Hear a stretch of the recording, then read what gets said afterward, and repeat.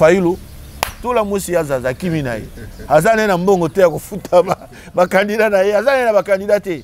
Et si des alaraka ceux qui na commune ngaba na commune ceux qui ya Masina. Et si les akana de commune wana. Yango mona ka yesoka ba ni marche, ba bise na Gombe. Ah bora bobomiye. Il faut qu'il y ait Masina ou ba qu'il y ait ngaba. Place base et sili. Parti politique zakana de commune. Biso kuto au CNC, dans la République mobimba. Donc on les a ba distraction, ba déjà que non, tu sais qu'il to coquette. Tu sais qu'il a 8 ans en opposition, Moutano fait sa stratégie opposition à combattre le régime à Kalayeyo. Mais il y a un pouvoir. Bon, utiliser stratégie n'est pas bon. Il y a un mettre à la stratégie opposition. C'est quoi le pouvoir? Stratégie n'a pas bon combattre. Balali. Il y a un dialogue. Bon, mon moto a sali plus de 35 ans en opposition à ce pouvoir. Aébi va monter une surtout d'accord combattre le régime est en place. Donc ce qu'il y a 2 jours au long de l'opposition, aucun mandat va falloir bakimi. Oh non, ça n'a pas sous candidat. Pemawa. Ah, pema nager boye les Indiens na mai mususu ba beteka ka gaz lacrymogène boye tala ka mambang lokola ma bébé moko bosoki bino ba politique yo ça l'opposition bo ça l'opposition VIP ya mongo boyibi na mboka soit les opposants zolo ba gozo opposant iso yango cameraman na yala kisa aba nzoto ba pasola biso ba mbelia wa likolo ya politique yango bozo mona ka ba cicatrice mususu yango ya oh nyoso kaka ba résultat ya politique yango nyoso so na vena longola chemise nyoso to na ko longola teme osaka na mboka te nous sommes en train de nous battre pour na ko bongisa mboka oyo mbala liboso ngai depuis na botama j'ai plus de 45 ans mbala liboso na mona mboka na biso et yamba une grande compétition internationale avec plusieurs disciplines de tomoni francophone amindele baya bazokama image to zako yoka na musika bandoki na bino bozana bango moi kama ndamba bato ba soit disant opposant bino bozana opposant babanda francophonie ko sale baté réseaux sociaux ve meziki bona bo tout ça francophonie salami bomoni nani monoko ya kokanga tous on a problème social les alliés mais donnons la chance à celui qui a la volonté de boka na martyr bato embi Fati ebela deuxième mandat yeto pesio parce que ba monique bataille de pes bataille ba noemba bongo bazoyemba kuna Kabila zonga Rwanda ezalaka ka force du progrès botika biloko wana natuni est-ce que bandeko ya quelques combattants bazana poto o bazo combattre régime à Fati est-ce que babandi yango kaka na régime à Fati c'est ça la question qu'il faut poser babandi makamboyo depuis époque ya Mobutu bazako combattre dictature à Mobutu après Sili babandi yango susu na Kabila et puis Kabila Sili babandi yango susu na Fati. Mes chers amis, je crois que bandeko mingi ba na poto bazo talangai. Moi je ne pense pas, c'est pas tous les gens qui sont en Europe nde bazo sala ba makambo wana. Ce côté lelo na kati ya gouvernement na biso lelo na Kinshasa ba combattant bazebele bato ba combattre Mobutu ba combattre nani Kabila et belé bazala bazana ba misala bazana ba misuku tunga na mona baona bambaka na tozanga na bango bazala ba papa na bango ba ferme bazo sala ba mikili c'est belé. Vous comprenez? Mais qu'est-ce que vous voulez? Il faut que vous mutu. Quel est ton objectif? Ozolu kanini. Tu combats Mobutu, au combattre Kabila, au combattre Tshisekedi. Mais finalement, qu'est-ce que tu veux? Au moins, il y a des destructions, il y a des missions, il y a des poteaux, il y a des allez, il faut rien, mati. Est-ce que dans la Côte d'Ivoire, il n'y a pas de problème? Bota la guerre est la Côte d'Ivoire entre Laurent Gbagbo, Alassane Ouattara, Barry Konan Bédié. Combien de coups d'État salami la Côte d'Ivoire? Vous avez appris une seule fois que les Ivoiriens bazan na poto attaqué Mboka na bango. Ba Mali bazan na poto te, ba Mali bazé belé na poto. Le Mali c'est une colonie française. Vous avez appris une seule fois que les Maliens ont attaqué leurs artistes. Mais non. Musiciens, artistes, libres. Mboko a détruit pendant 32 ans. Banzele a raté. Aussi 32 ans plus 18 ans de destruction. 50 ans de destruction. Donc Bolingi Mouta il y a 3 ans. Abeta kan boloko la Moïse alembala moko bolamu na tongo Congo échangé mutu nyonso biloko quitter lié biloko quitter lo na mesa bandi ko la 3-4 fois topé saka quand il y a des bons signes bino pe boza ba journaliste topé saka pe to encourager kapé. La maison Stelman vous propose des prestations de qualité pour vos gâteaux de mariage, anniversaire ou autres événements. La maison Stelman vous propose aussi des gâteaux personnalisés pour vos anniversaires ou autres. Contactez-nous au 06 63 30 36 83 ou encore au 07 81 83 15 74. Vous pouvez aussi nous contacter sur la page Facebook Hostelmac.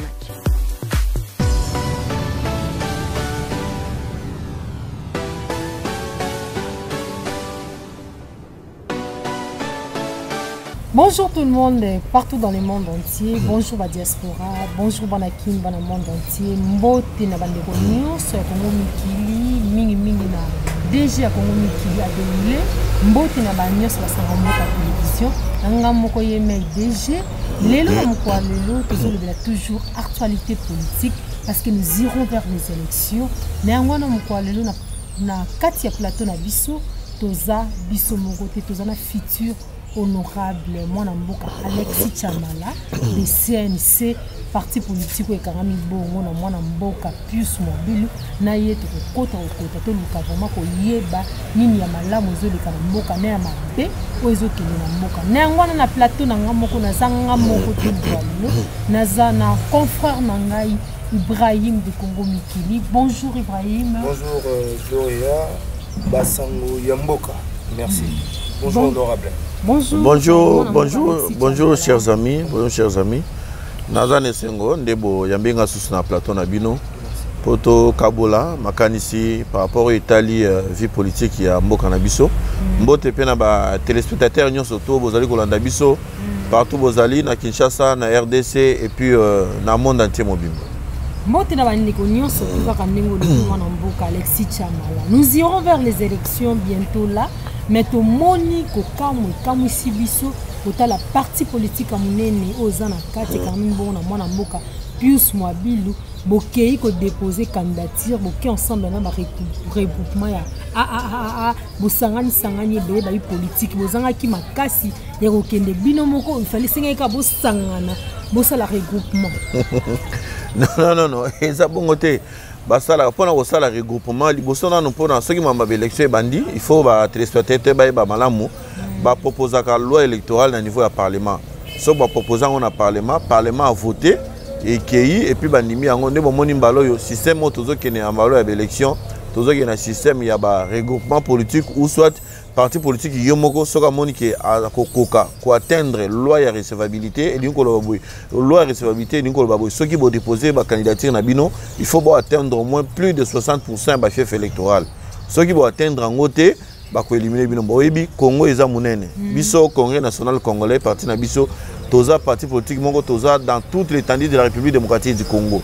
Alors pour na ko aligner ba candidat to mona kimbo to kende biso moko te ezana ba parti politique pe solliciter biso yangona to sangani na quelques partis politiques ndenge ezalaki na élection en 2018 to kei na regroupement na biso o na ezali alliance pour l'avènement d'un Congo je m'excuse alliance pour l'avènement d'un Congo prospère et grand na mukuse bakati AACPG oye kamami na Mwana Mboka Pius Mobile Mboya Mukala ou azali ministre d'État urbanisme et habitat. Donc il y a quelques baninga wana, je crois bomonaki Seni a publié qui liste ya ba parti pe ba regroupement politique ou atteindre seuil biso to yaki na 4e position donc après il dépasse ses ambitions donc tozana 95%. Et l'inko lobate que ceux qui bokei na regroupement politique et l'inko lobaki note boza de les capacités té ezali loi électorale des oko senga na ba parti ba former pour to comme de plus en plus fort. Donc encore une fois félicitations na parti politique na biso CNC na regroupement politique na biso AACPG na ndenge to sai musala malamu to aligner ba candidat to za le 4e pour le moment na niveau ya CENI to tie ba client na ba candidat na biso partout na ko profiter pe ndenge na zoleka na plateau ya ko pesa merci na Mwana Mboka Pius Mobile azali autorité morale ya AACPG na ndenge asali be fort ya ko tia makoki ya ko futa caution pona ba ya ko tia makoki de façon que regroupement na biso etambola malamu tozana adresse na biso ezana limitawa tozana 11e rue et puis masolezo keneka ndenge boyebi masolezo keneka ndenge toyebi malobe pesa mi moyo Mwana Mboka Ibrahim. Voilà honorable, pourquoi le choix pourquoi on dit mille que les représenter peuple congolais balingara plus parti na bino ya CNC que nous représenter bango na parlement. Est-ce que voilà. Pour yo bandeko wana yo sali choix malamu to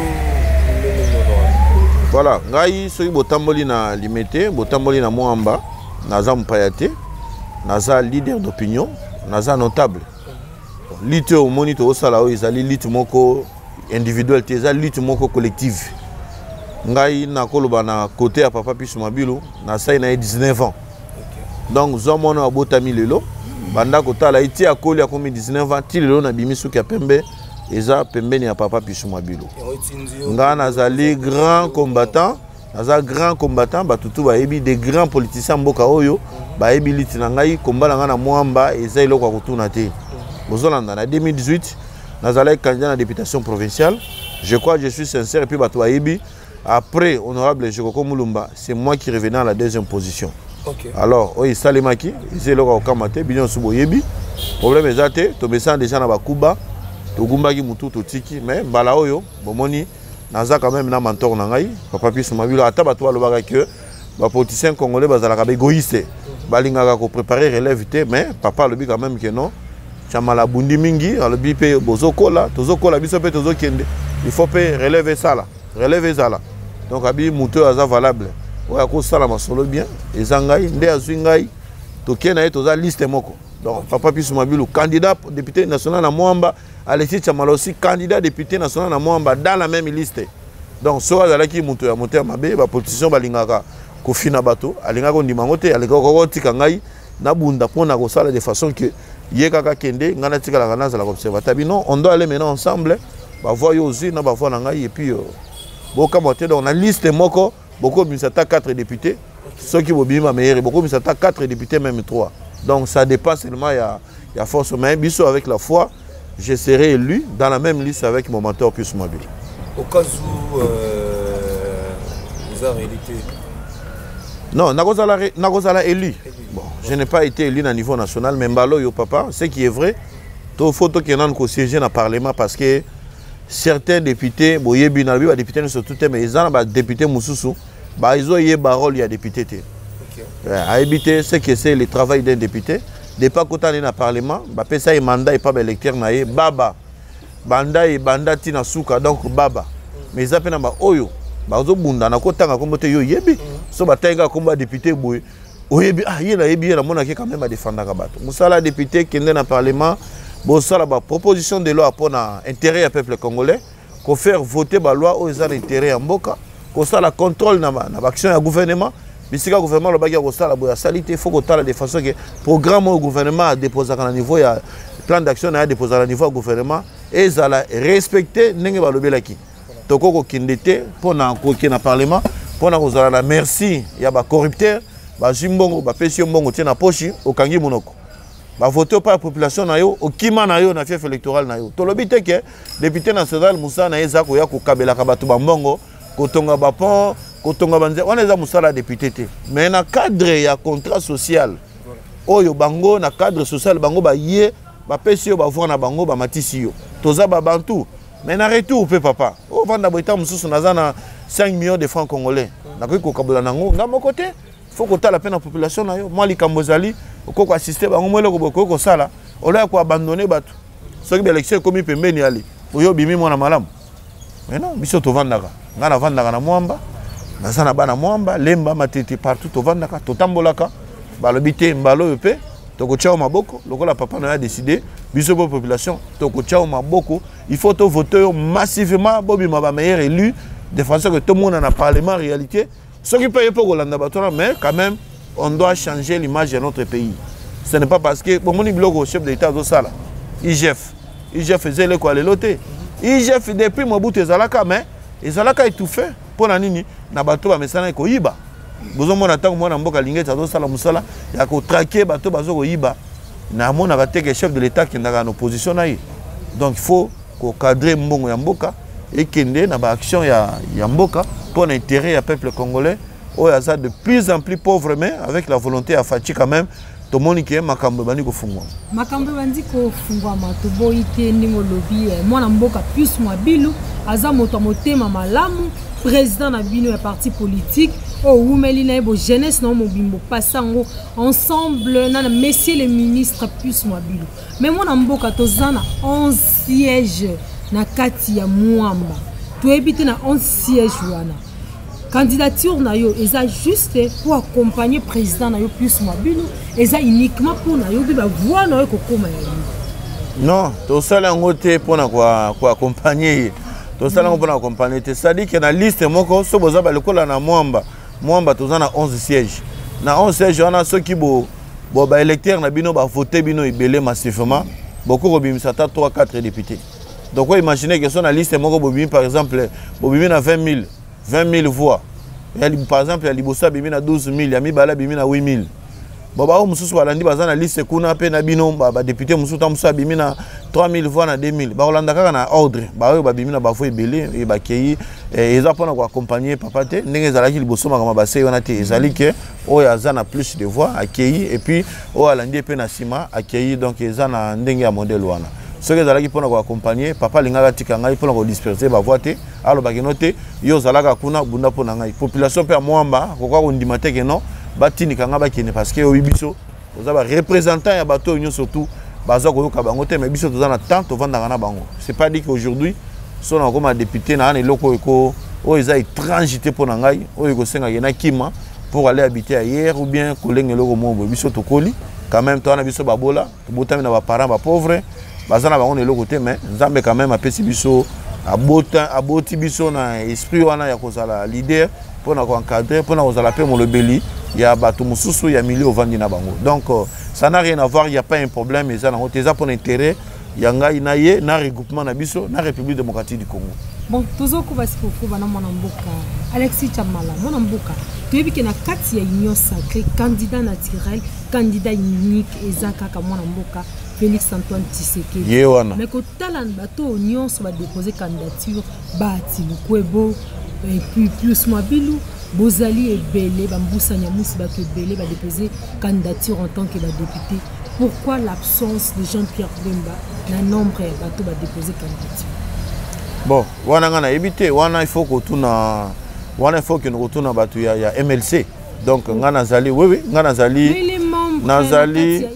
Nazali, Union Sacrée, oui, il y a un membre, mais c'est la décision, c'est la décision stratégique. Peut-être décision, on est 8 na 4, il y a parti politique na bango. Donc, on a connu qu'on a malobate, il y a qu'on place, il y a bande qu'on a vu sur la MLC, malgré tout ça, on a Union Sacrée pour la nation. Donc, si c'est le cas, on a renvoyé bino, bon qu'il recoute à la bande qu'on a vu sur la MLC, bon tout na bango question. Bango de bazana réponse, il y a clair, il y a coupé Sabino. Raison à l'Ikambouana Mengai, na Koloba Marambo Italie, regroupement Nabiso, Italie pe plateforme Nabiso, et puis Namarambo Italie, Mokame, Oiza Maramoko, on a un problème moko individuel, il y a parti politique. Donc, on a compris que le Bela est un risque que Abima a posé candidature en tant que président de la République. Il y a un concurrent, il y a Mwanamboka, Antoine Tshisekedi. Bon, Kozala candidat, président de la République, il est synonyme à Obima présidenté. Moi, Jean-Pierre Bemba Zalaga candidat, Boyebi, mais il n'a pas été élu président de la République. Donc, Kozala candidat, président de la République ou bien député national, il est synonyme à Kozala élité. Voilà ma réponse. Ok, merci beaucoup Maloboke Samuayo par mon amboka Ibrahim de Congo Mikili. Honorable Chamala, Nalina Yibelo Motono Monakala, plus au candidature en tant que député provincial, national, Hermo Epena, député provincial. De ton côté, vous avez un candidature, il y a député national, tout Tchepena provincial. Non seulement ça, base nayo, communication Ezali ou comment? Non, la communication est très kitoko. La webinet n'a pas par exemple à limiter. Limiter dans 14 quartiers. Donc, Soko Bandia Wata, ok, na quartier Bandi na Salongo, ok, na quartier, ok, na Ndanu, ok, na Mbamu, ok, na quartier Kingabwa, ok, na quartier Nzadi, Soko na Centre, Bandi na quartier Mososo, quartier industriel. Quartier général martial résidentiel soko pa eza quartier administratif te so ok na Mombele ok na quartier Mayulu ok na quartier Mayulu quartier Mombele quartier Mateba quartier agricole na Fumumvula donc on a déjà 14 quartiers limités. Donc je suis un administratif, je connais bien ma commune, je connais bien toutes les communes de Moamba. Donc il n'y a aucun problème. Batunangai base nangai est très bien entretenu. Donc n'engagez pas l'émission na bino le kanaboy. Au comment on dit bazola nangai balanda kangai bien tout le monde dans jura le bité mbaloyo biso pe photo tombola oya biso moko to fabriqué. Donc made in Moamba, made in limité. Base nanga baza très bien informé, Masole est très bien. To kena bango pour ce que to zalaka na bango. Pour na wana eloko kobanga ezate. Côté provincial, les athées au Sugikana national. Nazana national na provincial. Ceux qui partent à Kolobagi noté be regroupement politique. Mais tous les deux côtés. Ba benga double brassard. Donc double brassard. Nous préférons d'abord tous les deux côtés parce que tu es mingi ezala momoko. Mais tous les deux côtés parce que tozana bat, fait bazali bazobunda. Nous mona ba combat les grands combattants loko là ba Papi Tabala, ba Trésor Chibangu. Hein ba Faustin Chebwe ba zebele bazobunda na niveau à partir bato ba yibi. Les a soki bokebwe oyo pratiquement koto azobunda. Mais soki regroupement la dernière minute regroupement a eu décision à l'obité pour na bato moni pour intérêt à parti pour l'intérêt regroupement te koto na provincial tika na national. Ils a problèmeité. Ils a pour l'intérêt à parti pour na vivre le loyo. Ngana vivaka na mbongo ki députation te. Na vivaka pe na mbongo ya parti politique te. Na vivaka na be fort na moko personnel. Donc ekozala fin du monde te. Non. Ngana ebi ngana za débrouillard biso to bana babola. Donc ekozanga ermo bozana mbongo minerval te ko futa na classe. Il faut tambolo que noko luka. Donc eloko wana pesa biso da courage ko luka depuis kala. Na biso toza ba grand courageux. Tobi ko lukati lo to luka rapona maboko la bana na biso bien. Ko tia bango pe na ba très bonnes conditions ko le kao ndenge ba parana biso batikela ki biso. To ko ba nombre de partis où ils ont la carte regroupement la bino. Là, ils est belé. Il faut en revoir, mais tous en quelques partis politiques. Les partis au pays vraiment influents dans le cadre. Bon, ceux qui sont influents, comment nous allons ensemble? Ceux qui sont influents, peut-être au Diembela, au Bimisa, député, mon côté, dans le continent, après, on va briller, que non, mais on va 8 ans qui dans la CNC, Bimita, on sous 78 députés nationaux. Mais yo, ça la télé, on a peine à contribuer à qui? Moi, ma voix, on a fait ça qui on n'a pas fait l'alliance avec n'importe qui. On a fait notre alliance dans le bateau bazar responsable, le parti politique. Donc, ma soleil est bien. On a fait ça nombre prochainement. On a un nombre de parce que tu as la. On va donc le mus va ébeler donc va le caca place Merci beaucoup, mon amboka Ibrahim. Mon amboka Alexis Chamala. Nous irons vers les élections, difficultés à Makassamboka, guerre à Est, non-hostilité, cas social, l'amboka na bisomi, na ville province, stabilité vraiment sur tous les plans et quotidien. Est-ce que moyen de dialogue que ça entre parti au pouvoir et puis na opposition? Bon, yo kanisi ke soto sali dialogue na parti au pouvoir na opposition. Nde eloko boy ko salema. Mais na zongela na sima yo lobi ke sécurité est dans Kinshasa malamu. Sécurité pe na mboka eza malamu. À part kaka une partie en nzoto na biso eza détaché na bonagano oyo soki oyo antilope oyo mutamula yo girafe oyo le sanguinaire Kagame na ba complice na ye bakati bonagana. Mais je vous rassure armée na biso ba doté bango na masola bien. Tous ba soldats sous sebelé. L'armement makasi ezali tozo récupérer les plans stratégiques. Tous les plans sont sur la table. Tozo qui na plan diplomatique na ba négociation. Ceux qui to moni qui a un certain moment simbité, tozo ngi mandu ki ndenge ezalaki parce que ceux qui peuvent mbila na biso bazala raté. Donc dès le lot déjà si batona ba comment. Donc il faut d'abord commencer à féliciter notre armée. Pour féliciter chef de l'état na biso Fachi Beton na befort asali ya kolongola mboka na biso na embargo. Tozaka na droit ko suma mindu côté mais grâce à yé le lot ko minduki. Donc avant de to vendre tozo ça l'émission. Nous sommes sécurisés parce que tout la Libyen, tout la Mouribien, tout le monde pas naïe. Donc cette sécurité, ça a quitté le Ngakayate. Mais par rapport à la sécurité alimentaire, on est normal. Na mutuno so ebi que surtout na Kinshasa, nous allons donc mokate mia au monake, mutalungwe wa, azo qui n'est pas mutumso pour nous lukarolia. Pour na nini? Muto a eu pouvoir, ngana loba que Fatina fait que 3 ans. Parce que 2 ans na yewana to gérera yango ensemble na cash FCC cash. Je dois être sincère mais so sali ba la peine moi si vous jouez divorce c'est ça les makate mais faut no bon dimana moi si na mobile écoute moi si na mobile moi c'est mobile bazo boyana 30 ans de mariage 55 ans de mariage ba boyani bongo soki alliance eza mabe ko sani parce que eza na groupe boko ya bato bande ko biso médecin déjà na mabe balinga ki mabe wana continuer à détruire population pour na ba poche quand même ton dit marapé le loyo Samba Lukondo 2 il y aura un changement. On a 3 ans surtout Botikali nango. Non maman changement eza quand même bon mona ki bataka tanga balela ki oh maïs c'est sili oh c'est mou les sili c'est mou les sili c'est mou les hommes on a té c'est mou les sali solution mon na bato bazoliet bato bazolia mboka ekufaki bato pe premièrement d'abord soko keye exode rural eza makasi bato nyonso bazokima mboka bazoya kaka na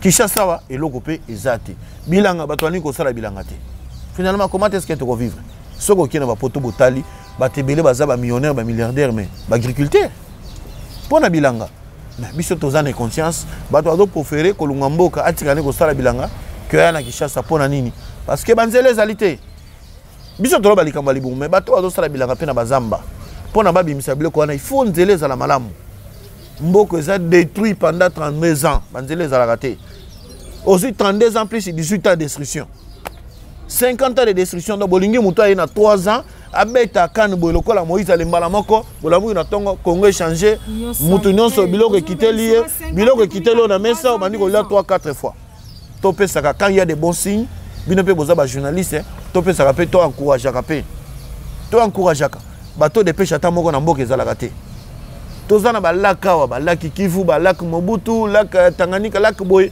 tozana ba 7 couches de poissons même ata deuxième couche totikala ko atteindre yango te ba poisson bazo kufa pona ba vieillesse nyonso nezaka tcheke di mutasala yango bato bazako gérer mboka depuis kala pourquoi basala yango te bokela laki Kivu gaz méthane ezakuna on exploite pas ça bato nyonso bakeka na minerai kana Katanga bakeka na minerai kana Lualaba bazo iba contrat chinois ça disant on n'a jamais signé ce contrat na gouvernement chinois contrat si commune on crée une société bazo ba chinois bati aller nzele zo coûter 2 millions de kilomètres ba beti 20 millions de kilomètres nzele zo coûter 10 millions ba beti 5 millions de dollars Bukangalonzo 230 millions de dollars un très bon projet allez na soukale porté disparu un très bon projet ya Bukangalonzo ba hibi mbongo ba détourner boké ko tanga ba université na ba nini na ba province na bino ozolanda tala projet à Transco un très beau projet pour na transport ya mboka pour même esprit de vie ba esprit de vie ya ba kabola yango bango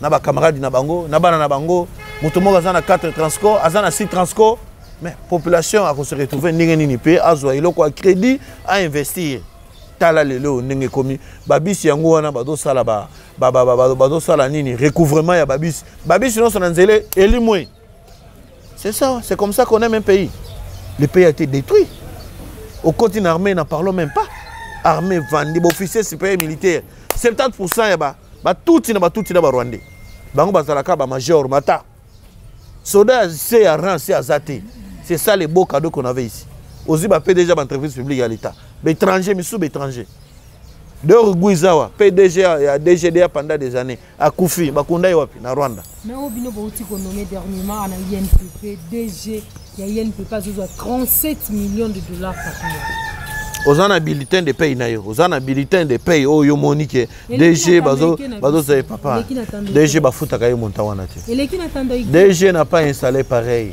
Zolanda wana bino bovanda ka bata ba réseaux sociaux ngai natala ka ba réseaux sociaux na bino bolobi ya DC ya INPP a 37 000 $. Bongo ya DG azoka combien comme bino bozana information ya DG azoka combien ya Sinel azoka combien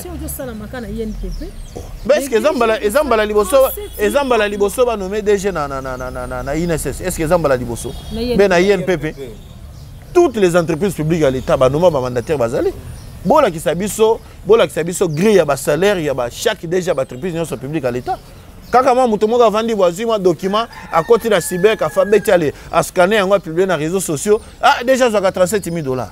Ndé yango na mboke kufi pona DG wana donc ba bomi yango pendant 18 ans ba bomi mboko pendant 32 ans pourquoi vous ne parlez pas de ça rien que c'est lui quelqu'un qui vient de faire seulement 3 ans à sali 5 ans 2 ans de cohabitation ba bomi yango atikali na 3 ans allez non photo ndimaka mboka oyo kobonga mboka oyo tokobongisa mboka oyo na moteur wa mabete oyo c'est le cas qui on a ba dirigeant qui na ndenge na bango to reprocher bango na mabebele pour le moment nous sommes en train de voir de l'avenir nous avons été humiliés population congolaise tozana mbonga kokena hôpital privé te pour na hôpital privé comme kaka boy ozana combien wana futana caution sala boy kena na mama yemo kama pas ça des gens bongo salle de mort mais kende kaka lelo na mama ye mwana côté assemblée provinciale ezali tellement na couloir wana na Kasavu tala ba bâtiment ne tongami ezaka ka ndenge tomona na ndenge tomona ki Pape Jean Paul detanga kufaki na mona Pape Jean Paul dazaki na chambre suka likolo na ndoto na me mutaza malade azoko tambola tendeni ba kene na niveau likolo na 4e niveau bopito yango comme Léon na Kinshasa bato ebele ba détourner mboka na mboka na biso. Qu'est-ce qu'ils ont fait comme investissement? Et là comme côté yango mona bazolinga olunga na politique te soki esali boye basala boye mais tala mwana mboka na biso par exemple à mukena do pesa yo Mutombodi Kembe un basketteur de renommée internationale star ya NBA azumbongo alunga na aux États-Unis aye ko investir na kati mboka na biso. Comment l'hôpital à Mutombodi Kembe nga batafayo ba betanga ba panzanga mutu na sala 2 jours na koma kuna batikala ko senga ngata 1000 francs te ozolanda ba soigner ngai ti na suka tangu na telemi nde ba su facture ba pesi futa. Et puis, ce qu'on a mbongo wana nyonso kasi to ko futa ndambu après ozongo bandi ko futa ndambu ba bibiso eza d'abord vie ya mutu. Combien de Congolais bazana idée on a ko sa l'hôpital mais pour l'hôpital na tongama oyo kama solo ndenge ni ba kombataki hôpital à Mutombodi Kembe. C'est ce que la d'autres mama imo projet akutaki ezaki kala. Mama imo tongama depuis 1912. Azo ki habite hôpital wana comme les hôpital Tshisekedi. Les hôpitaux la famille naï. Nanga na tuni yo question na tuni yo. Ezali hôpital ya famille ya Tshisekedi bi ezali hôpital Tshisekedi. Ezo hôpital ya l'état to ni makato féliciter. Ça di vraiment okei ba kaka na ba kaka salité bataki do sala ba zongo inene kuna. Ça de mati ya ngwana yambi mbala liboso ngai depuis na botama. J'ai plus de 45 ans. Mbala liboso na mona mboka na biso et yamba une grande compétition internationale avec plusieurs disciplines de tomoni francophone. Amindele baya bazoka mama image tozako yoka na musika. Bandoki na bino bozana bango moi comment ndamba bato ba soit disant opposant. Bino bozana opposant babanda francophone ko sale baté réseaux sociaux. Vemeziki bona bo tout ça. Francophone salami bomoni nani. Monoko ya kokanga. Tous ça un problème social les alliés. Mais donnons la chance à celui qui a la volonté de boka qui na martyr batwa embi Fati ebela deuxième année qui tout pesio. Parce que ba monique bataille de pes. Bataille de pes. Bataille de noemba. Bongo bazoemba kuna Kabila zonga Rwanda. Ezalaka ka force du progrès. Botika biloko wana. Botika. Bomoni moto a sali plus de 35 ans en opposition à du pouvoir. Ayebi ba modèle nyonso to za ko combattre régime ezaka na place. Donc ce qu'on a 2 jours au longo de l'opposition, aucun mandat va fallu bakimi. On a salanga sous candidat. Pema wa. Ah pema na jeboye na zindi nanga na mai. Mususu ba beteka ka gaz lacrymogène boy. Tala ka mambang lokola ma bébé moko bosoki. Bina wa politique yo ça l'opposition. Bo ça l'opposition VIP, ya mongo boyibi na mboka. Soit les opposants. Ngana zakata commandant la police à Kinshasa. Na officier colonel Faustin Numbi, oya Jemi à Est, c'est vraiment quelqu'un, je vois un intellectuel. Un intellectuel qui sait bien gérer les choses. Beaucoup de gens commandent le rôle à Bissoboui. Au collègue à Gazouana, au Mélango Pena, au Canon Bernardini, au Poche Zalaka. Au Lali Bena Kao.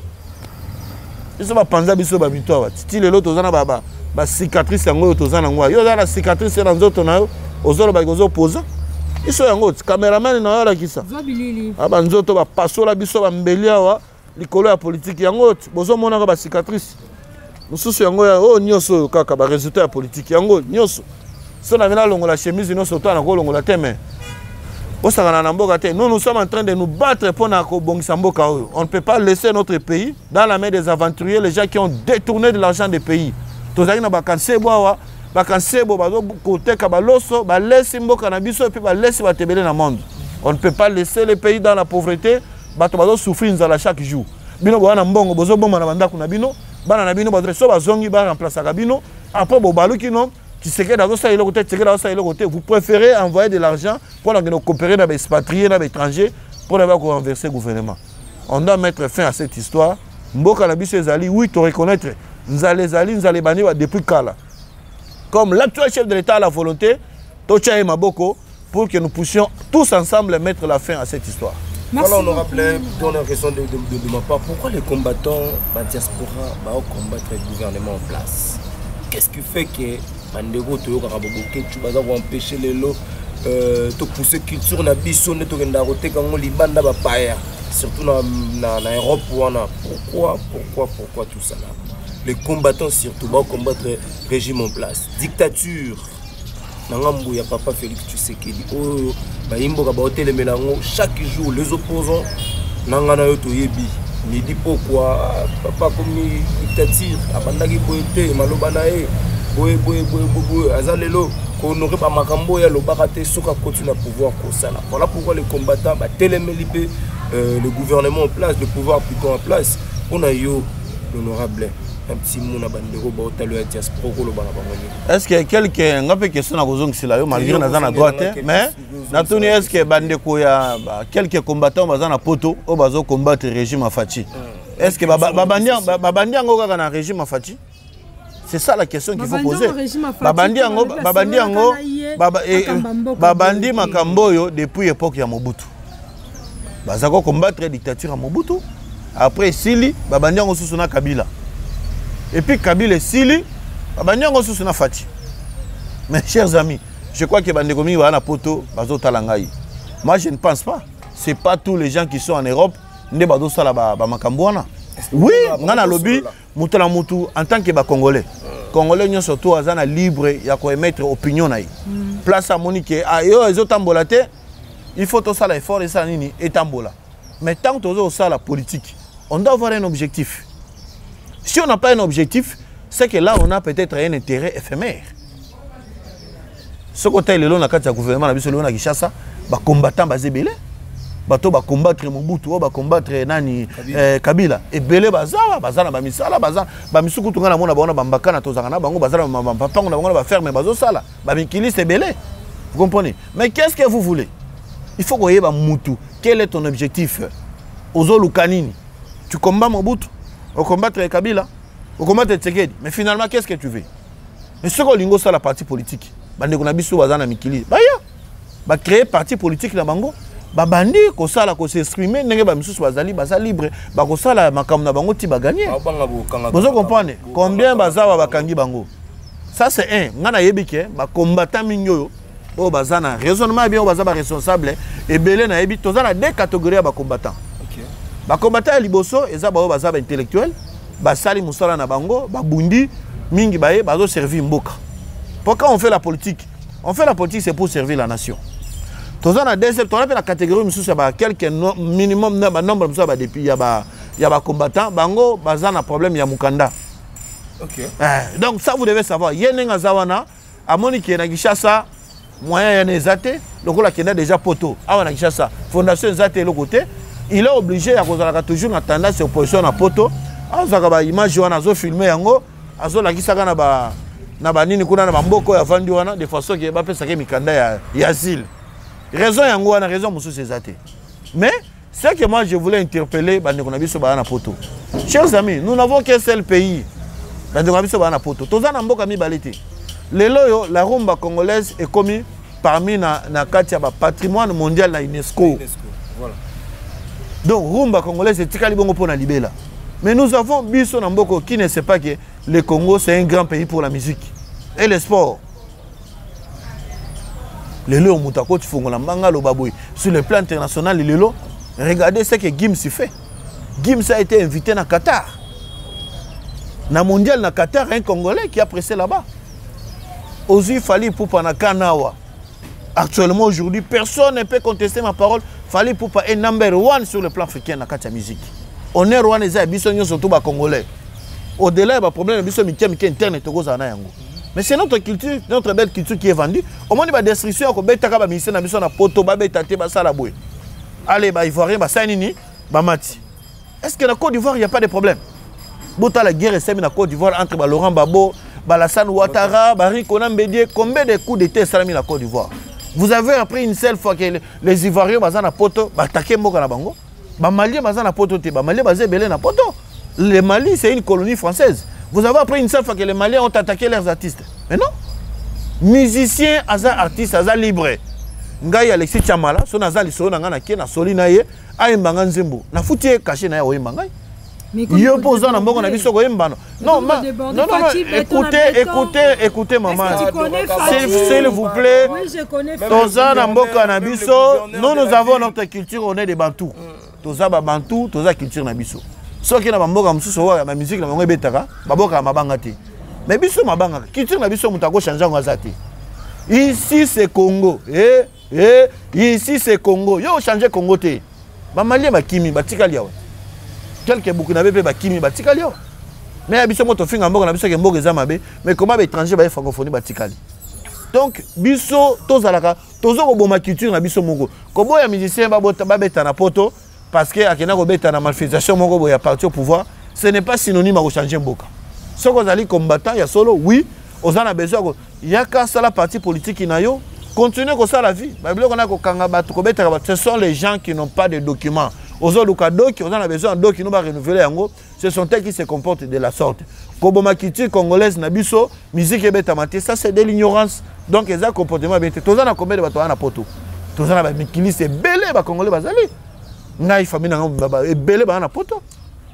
Baya ka bazonga. Pourquoi se comporter comme modèle wana te? Et ça bateau mutuno so landi bateau wana bien landela bango eza bateau wana problème adoki. Ah bon? Ana mikili awe eloko moko yati. Bateka kutu même lupango batinda na poto.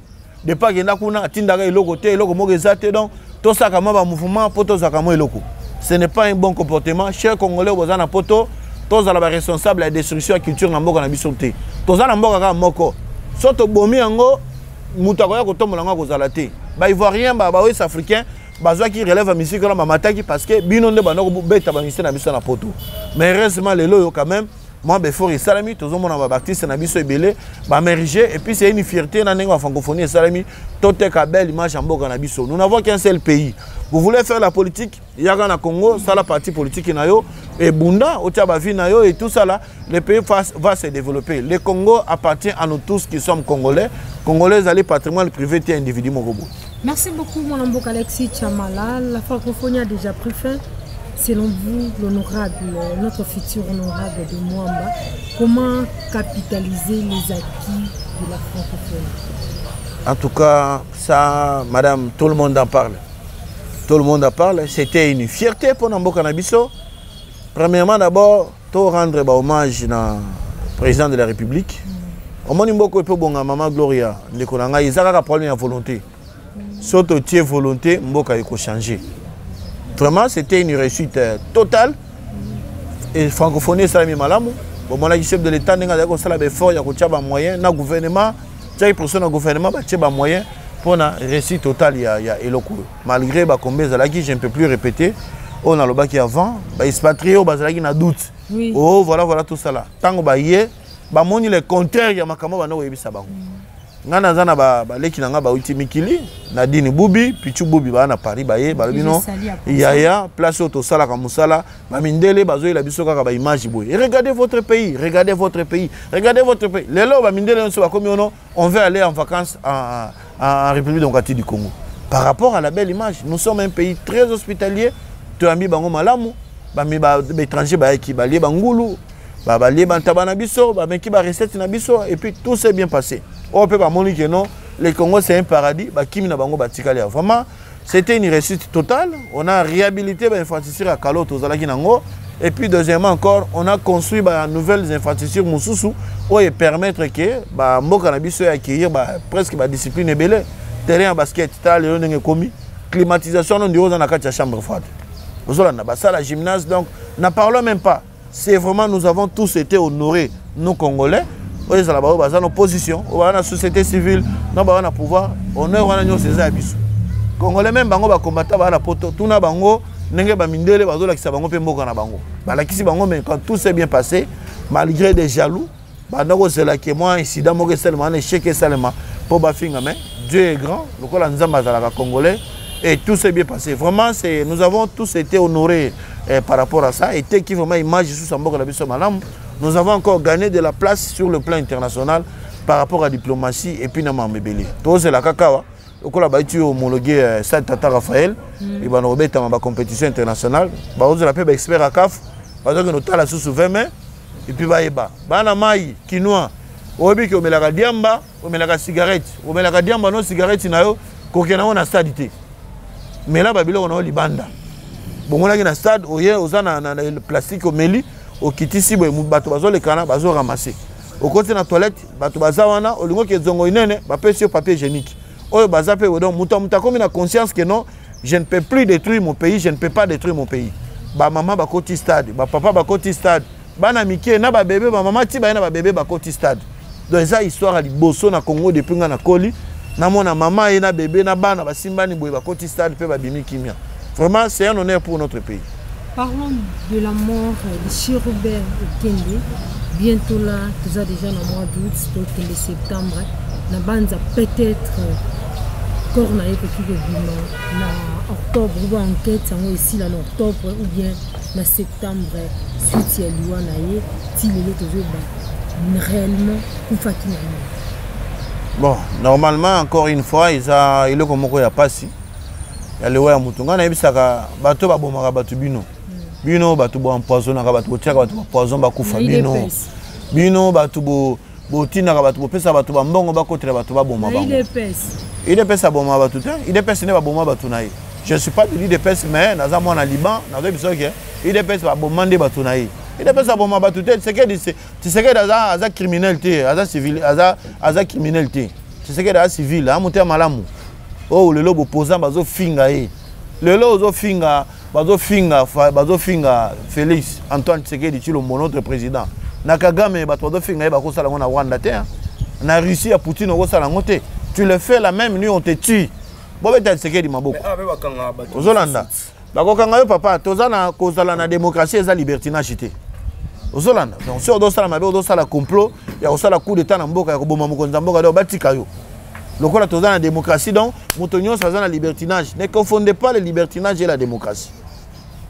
Chérubin Okende akufi ezali wa pasi yo mutozo boma muninga mais oko yoko lata okoki ko yeko ko tu peux pas avoir pitié même de sa femme, tu peux pas même avoir pitié de ses enfants qui restent orphelins, qui étaient habitués de voir leur papa est venu, voilà notre papa. Et Chérubin Okende est un homme social très poli, notre vieux là vous le tuez pour coller sa mort à quelqu'un. Yango wala bagana matanga ko so monika muto zo lela makaso na zo manzo ta zo gande yewana moko ndoki nde yewana. Il veut faire semblant, c'est comme ça dans muto malam. Pour ngai pour le moment na pointé doit nanga na muto te que non voilà, c'est tel qui est responsable. Aussi longtemps que nous avons des services à l'état oyo baza na compétence bazo sala musala wana totiki bango bazo sala musala et puis na suka rapport ekozala rendu public bomonaki chef de l'état na biso fatina gouvernement basengaki na banquêteurs internationaux baya ko s'associer na bango ba belge bayaki ba sud africain bazali je crois na ba français na bato ya MONUSCO bango nyo surtout basangani place moko bazo mener banquête soki ba silisi musala wana je crois que lumière ekozala tokoza information toye baba toni no baza auteur ya liwana mais pour le moment tokoki ko rejeter balo wana te que non c'est elle parce que biso toza ba profane toyoki musala police scientifique te musala service à renseignement biso toyebi yango te musala magistrature toyebi yango te mais totika l'état on a un gouvernement compétent na suka et koyebana nani mutazala qui responsable ya liwa ya fait honorable Chérubin Okende. Mais dans ngambu ya opposition bazo côté le président famille politique et président de la République il doit que bangonde baza l'auteur ya événement ya négocier.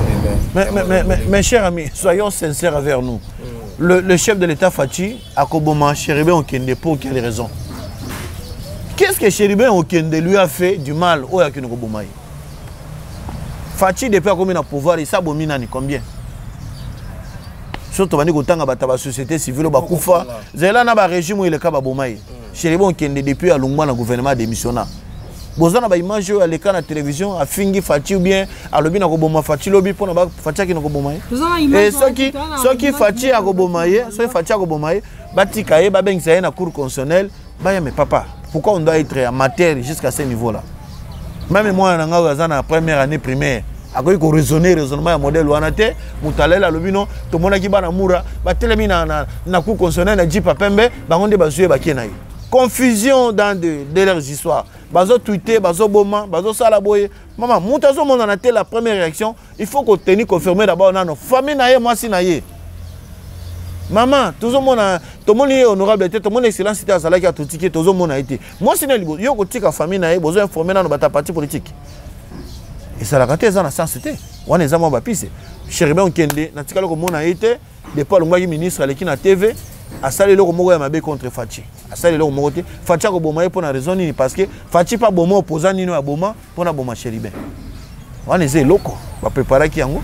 Balingi ba simbisa lokola ba kena ba bunagana pour ba avancer ba za gobe simbité. Ba créer sous mobondo. Ba créer mobondo simbité ba sala na l'état te. Mobondo ngona lelo yoki étouffé totalement. Ba yena ba kidnapper rawa. Kidnapper ya Kinshasa. Pour la déstabiliser le régime, l'élection ça les maté et simbité.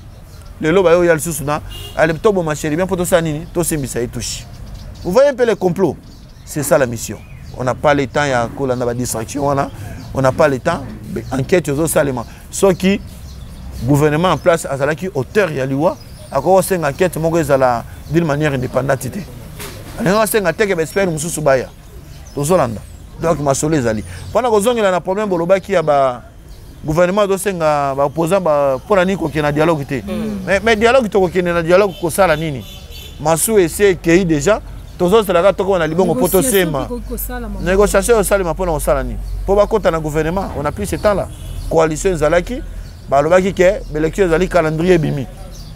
Chef de l'État était ouvert à lancer qui ba négociation. Maman Gloria. À l'endroit qui ba négociation salami ba neko ba ikoya. Et là ko maman neko sala.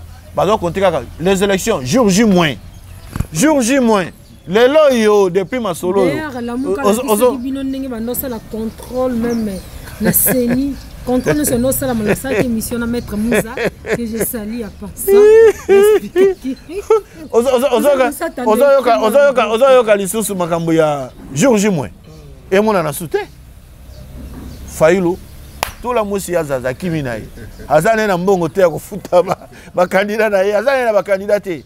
Eside za la kaka soki na commune ngaba na commune soki ya Masina. Eside za kana de commune wana. Yango mona ka soka ba ni marche ba bise na Gombe. Abora bobomiye. Il faut qu'il y ait Masina ou ba na ngaba. Place base esili. Parti politique za kana de commune. Biso kuto sense to za la République mobimba. Donc on les a ba distraction ba déjà que non tu sais que litokokiete. Tu sais que dans 8 ans d'opposition, Moutano fait sa stratégie opposition à combattre le régime à Kalayeyo. Mais il y a un pouvoir. Bon, utiliser stratégie n'est pas bon là. Il y a un mettre à la stratégie opposition. C'est quoi le pouvoir? Stratégie n'a pas bon pour combattre. Balali. Il y a un dialogue. Tout le monde a un dialogue à des ans. Consciemment, c'est fini. Fatia Leki. On a discuté. Bon, moi, on a solo. Bino moko pende bozawa. Les journalistes, beaucoup voté. Beaucoup voté. Fatia, bon, moi, on a pensé que non. Fatia a eu plus de 70%. Et on a la première fois dans l'histoire de Moka. Fatia a la volonté. Fatia a le dialogue. Il y a été boyango. En tout cas, ce qu'il dialogue, dialogue boy. Biso tout na balabala. Dialogue a été. Oh, il y a une élection, tout kende.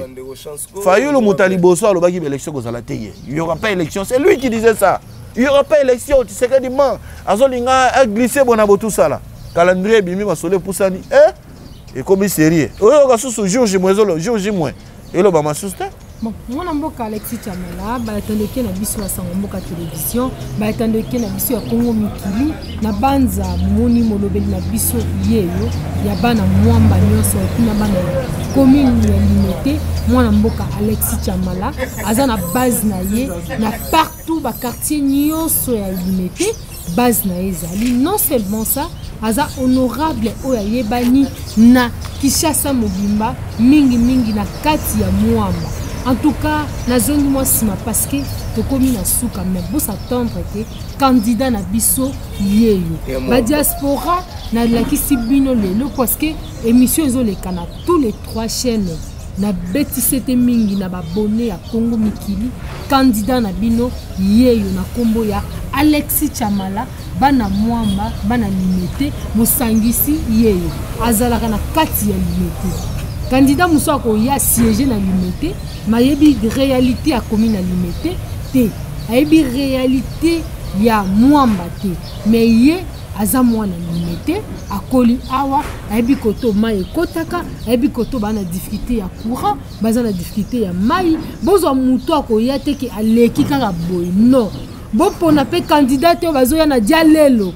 Ayena ki wenge. Nga pire petit à Félix Tshisekedi na ptie libaya po simba. Non, zwa mutu akolobela bino na kati assemblée nationale azala na bargument bien wako sala ke commune na bino ou bien district na bino ya Mwamba ekende liboso na beti sete mingi ba tandoke na biso bozolanda biso en direct honorable Alexis Chamala moponami ya bana Mwamba na commune Limete yeyo na banza malobe pesa mi moyo pona clôturer.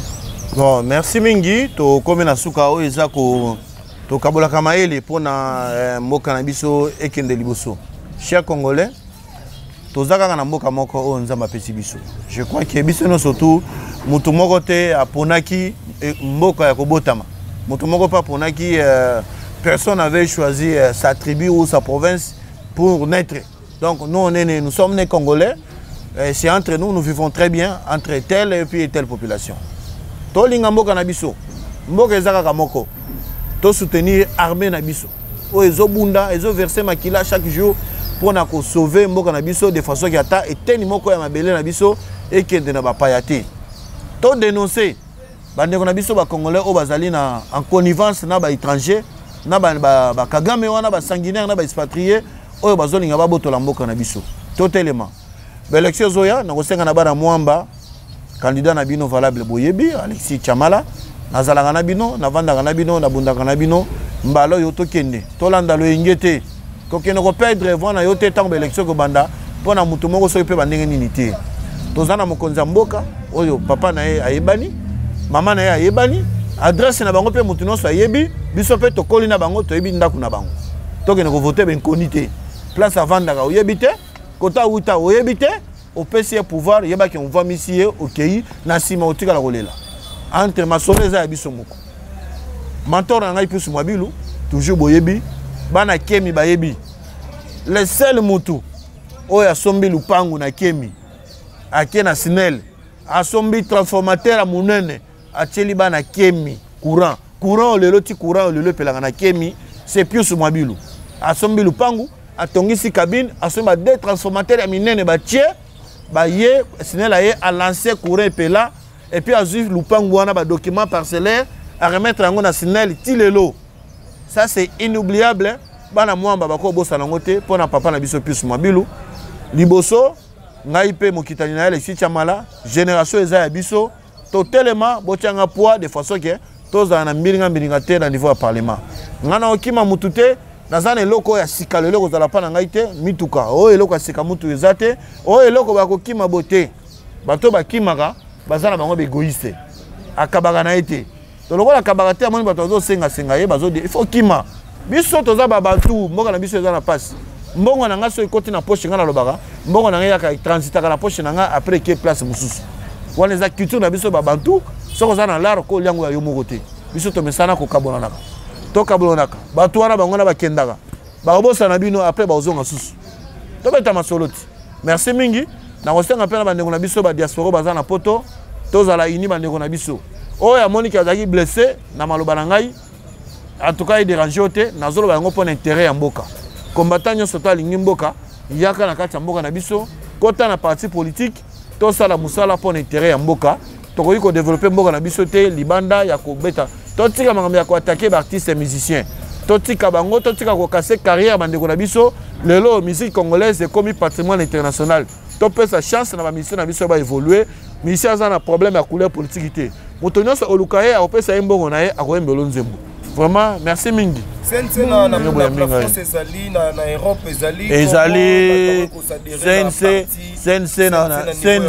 sense na niveau ya Europe ezali ba papa do bazali na niveau ya États-Unis ba Pacifique Lando bazali na niveau ya donc ba mboke belé na Afrique du Sud côté na parlons pas. Sense vandi pour que battu ba ko ya ko sadire problème ezate to kopesa na biso diaspora ba kende baya o no sa na mboka utokanga yo azate soki mabe lekaki to ko bwaka ngo libanda yaka lobate na zaki na erreur boya bato pe belé baza lelo na union sacrée ezape na ba oyo ba combattaki chef de l'état Fachi mais lelo baza na epemeni po ezapo na intérêt ya mboka chef de l'état ebisi bango babuzo bana boza ko sala kuna pona ko détruire mboka botika yango gagner salaire na yo mais mbongo ya l'état il faut to tchango na maboko ya l'état banzela ezo salema partout ozomona ndenge banzela ezo tongama ba grand marché ba école ba nini donc so na tanga ba réalisation chef de l'état ils belé mais prochainement na ko senga na bino bo émission boko ya mangai na kolobela kaka ba réalisation oyo chef de l'état sali na ministre d'état Pius Mabilo fa sali na kati ya ministère na ye ndenge ya botoli banda ko l'état azongisa ngo na maboko ya l'état pona bato ba yibaka to ko sala yango donc na oyela bino format donc ezali pona ko perdre temps mingi en tout cas merci mingi Zambe na ko clôturer na boité parce que yo zana mo lobe na éviter ba tandoke na biso bazo na biso na présidence aner IDPS na éviter so mo lobe na bino ekomayi parce que na kati ya IDPS botika nga na ebike bolinga nga mingi bata IDPS qui diale qui wenge pele ki mingi donc na posa boye ba constitution en mboka donc na posa boza na argument ya bien ce qui toza devant na bino ba journaliste to vous en kana argument ya bien boko pesa na population lokola molobeli ya bana mboka Alexis Chamala devant la population ba ndeni ya oloba devant la presse ba rapé ndeni ya oloba apesa radia lelité mona mboka Alexis Chamala tous en à l'époque gouvernement samba lukombo $2 réseau budgété nous c'est toujours tendeka kambilinga en tout cas la question ya suka selon bilan ya gouvernement samba lukombo est positif ou bien négatif. Bila to lobango eza positif. Bila so yaki bila ezalaki négatif. Na ko kende wana yango na sengio yango na sengi bino émission prochainement pour na ko parler bino ba réalisation parce que tant que le lobi boye moi déjà na lobi que bila eza positif boyimi. Maintenant je dois vous donner des détails. Et puis quand je donne les détails là, je dois aller ministère par ministère. Voilà ce que tel ministère a fait. Voilà ce que tel ministère a fait. Et puis à la fin, je vous dis, voilà maintenant la conclusion pour vous dire que non, le bilan a été positif pour le gouvernement. De vous dire ça d'emblée comme ça, moi, je vais venir d'accord boudé. Donc, ce qui gouverne, ce qui bilan est positivité, donc, bilan, est bien. Ok, lundi, dans c'est la bino. N'a pas panzante que la réalisation, il y a Fati, n'a gouvernement, ça, maluko, n'a pas n'amboka plus sur bilan, qu'on panzana, n'a jeté. Pour bana mboka baza l'informer mingi bazo yebate mingi bazo yebate na moni mutu moko boye akosaka kazaka batu katangie nzoka nazalaka ne musonge akosaka pe kombo na ye azolo bakenote mama yemo mutazo tonga mama yemo eza Joseph Kabila en tout cas oui na ebisi journaliste na ba mema mutu wana na CNPP na kotanga kombo na émission ko lundi tous ensemble merci beaucoup mon mboka Alexis Chamala. Merci beaucoup. Merci beaucoup. Merci. Merci na balandinyo so ya Congo Mikili. Merci na balandinyo so basanga mboka télévision. Bon message na programme Oyo chaque lundi avec moi na mboka Alexis Chamala. Akotali sa biso na question na biso to tuniye ya bilan ya gouvernement sama Congo. C'est positif ou bien négatif. En tout cas voyez ko panza teke. En tout cas question aux ala biso et ya no yaye muta ki mate diaspora bien nga boketu premier maître Churambo mabilo nyo so sangana. En tout cas vraiment auto PC avant vous lundi to ko panza teke ensemble na bino total à tozo kende élection Félix Tshisekedi asali nini ya malamu moi na mboka Pius Mabilo banda ko travailler banda depuis à l'époque Joseph Kabila tina mokolo ya lelo a changé les kota union sacrée photo yeba apporter nini le gouvernement Oyo l'air azalaki en tant que ministre et le koni apporter le ministère au azaki nini. Merci na Arnold moi na mboka azaki asimaki makita ya Congo Mikili. Merci na Roméo Mwana Nzambe toujours pembe ya Mama Gloria na basangwa mboka télévision.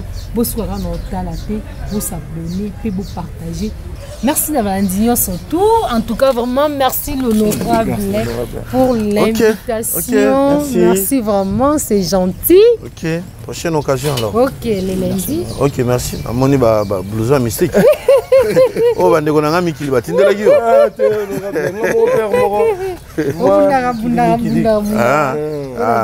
C'est bien. Merci beaucoup. Biso nsuba basema ezaka bande kona biso ba mikili se kaka. Merci beaucoup l'honorable pour la gentillesse. C'est beau alors. Merci. Merci. Merci d'avoir abonné Nyon surtout. Bye bye. Les lundis. La maison Stelmach vous propose des prestations de qualité pour vos gâteaux de mariage, anniversaire ou autres événements. La maison Stelmach vous propose aussi des gâteaux personnalisés pour vos anniversaires ou autres. Contactez-nous au 06 63 30 36 83 ou encore au 07 81 83 15 74. Vous pouvez aussi nous contacter sur la page Facebook Hostelmac.